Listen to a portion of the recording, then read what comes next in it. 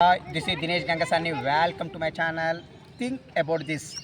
వక్ఫ్ సవరణ చట్టానికి సంబంధించి సుప్రీంకోర్టులో ఏదైతే కేసు ఫైల్ అయిందో ఈ కేసుకు సంబంధించి సుప్రీంకోర్టు కొన్ని కీలకమైన వ్యాఖ్యలు చేయడం జరిగింది.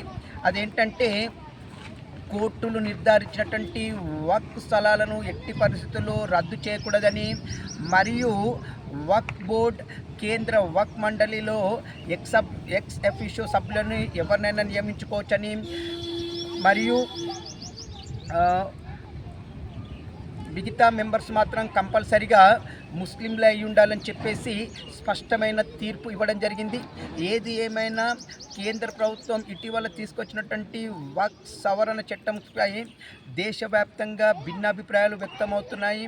అక్కడక్కడ అలజడులు అల్లర్లు కూడా చెలరేగుతున్న విషయం మనం చూస్తూనే ఉన్నాము. మరి ఇది ఎక్కడి వరకు దారితీస్తుంది, ఎలాంటి పరిణామాలకు దారితీస్తుంది అనేది మునుముందు మనము చూడాల్సి ఉంటుంది. వక్ఫ్ సవరణ చట్టంపై మీ అభిప్రాయం నాకు కామెంట్ రూపంలో తెలియచేయండి. ఇట్లు దినేష్ గంగసాని.